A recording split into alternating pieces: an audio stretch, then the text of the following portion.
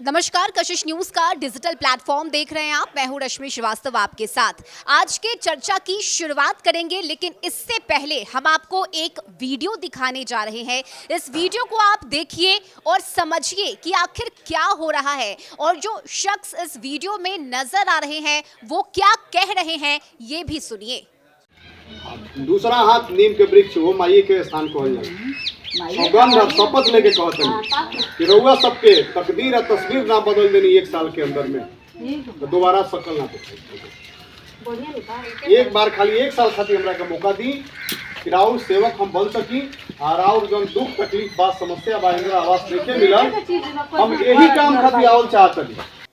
तो देखा आपने, इस वीडियो में एक शख्स है जो नीम के पेड़ को और माता रानी के मंदिर को छूकर ये कसम खा रहे हैं कि अगर मुझे एक साल का वक्त मिलेगा तो मैं सब कुछ बदल दूंगा, पूरी परिस्थिति में बदल दूंगा। बस मुझे मौका चाहिए एक बार सत्ता में आने का। और इस शख्स का नाम संजय शर्मा है, जो कि जेडीयू के नेता हैं और नीतीश कुमार के बेहद करीबी माने जाते हैं। अब सवाल ये है कि आखिर संजय शर्मा ऐसा क्यों कर रहे हैं।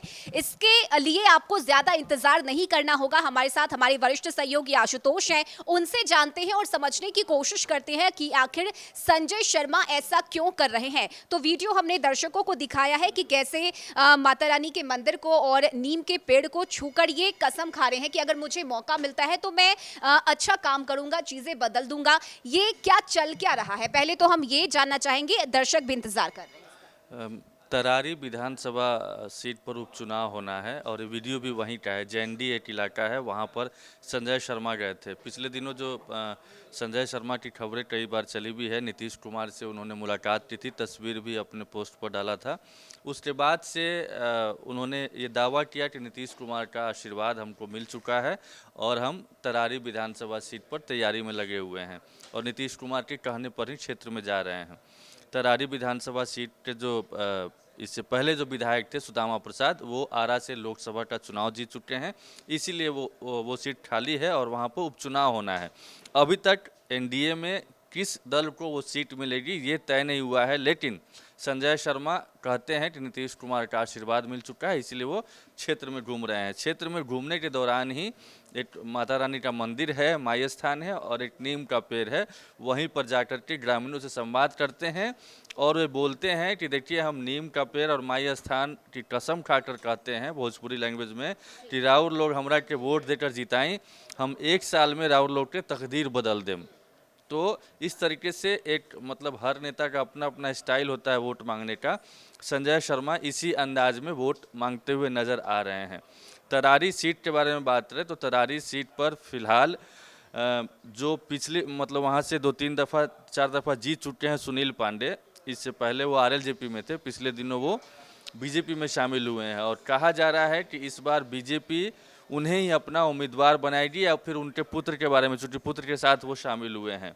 इससे पहले जो पिछला चुनाव हुआ था 2020 में, वहाँ पर बीजेपी तीसरे नंबर पर रही थी और माले के जो सुदामा प्रसाद है उन्होंने चुनाव जीता था और दूसरे नंबर पर सुनील पांडे खुद चुनाव लड़ रहे थे, तो बतौर निर्दलीय उम्मीदवार वो दूसरे नंबर पर रहे थे। तो इस तरीके से वहाँ पर सुनील पांडे की गहरी फैट है। इसी वजह से पहले हालांकि उन्होंने नीतीश कुमार से मुलाकात की थी, इससे पहले वो जेडीयू के सिंबल पर भी चुनाव जीत चुके हैं। तो माना जा रहा था कि नीतीश कुमार ने शायद ये कहा है कि वो सीट हमारी पार्टी के पास नहीं है, बीजेपी के पास है, तो उन्होंने शायद लाइनअप किया और फिर सुनील पांडे अपने पुत्र के साथ बीजेपी में शामिल हुए हैं।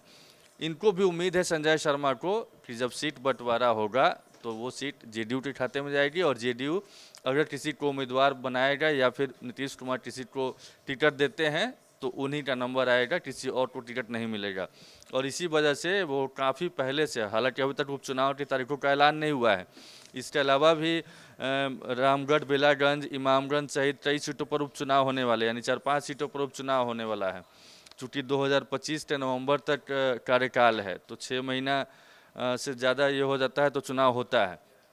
नोटिफिकेशन नहीं आया है, लेकिन संजय शर्मा अपनी तैयारी में लगे हुए हैं और उसी का एक वीडियो है जो जैंडी में तरारी विधानसभा सीट में पड़ता है, वहाँ पर ग्रामीणों से संवाद करते हुए संजय। और ये बार बार 1 साल का जिक्र जो उनकी तरफ से किया जा रहा है कि मुझे 1 साल मौका दीजिए, 1 साल मौका दीजिए, आखिर ये बार बार वो क्यों रिपीट कर रहे हैं, दोहरा रहे हैं? इसलिए कि 2025 में आम चुनाव होने वाला है और अब जब भी उपचुनाव होगा तो उसका कार्यकाल मैक्सिमम 1 साल ही रहेगा।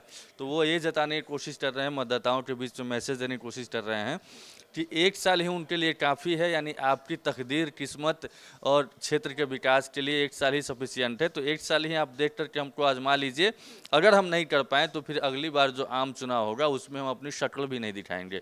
ऐसा कह के वो वोटरों को रिझाने की कोशिश कर रहे हैं।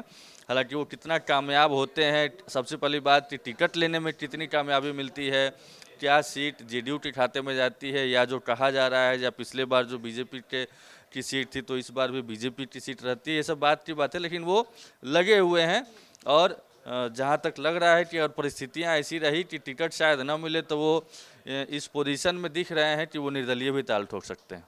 चलिए, बहुत शुक्रिया आपका इस जानकारी के लिए। तो देखिए, संजय शर्मा है इस वीडियो में जो नजर आ रहे हैं और ये कसम भी खा रहे हैं, आम जनता, आम लोगों को ये आश्वासन भी दे रहे हैं कि अगर उन्हें मौका मिलता है, अगर उन्हें 1 साल का वक्त मिलता है तो वो परिस्थितियों को और चीज़ें ज़्यादा बेहतर करने की कोशिश करेंगे। फिलहाल इंतजार किया जा रहा है कि कब उपचुनाव के तारीख का ऐलान होगा, प्रत्याशी कौन होंगे ये भी अभी तय नहीं हुआ है। लेकिन इससे पहले ही संजय शर्मा अपनी चुनावी तैयारियों में जुट गए हैं। अभी के लिए बस इतना ही। कशिश न्यूज़ के डिजिटल प्लेटफॉर्म पर खबरों का सिलसिला जारी रहेगा। आप देखते रहिए कशिश न्यूज़। नमस्कार।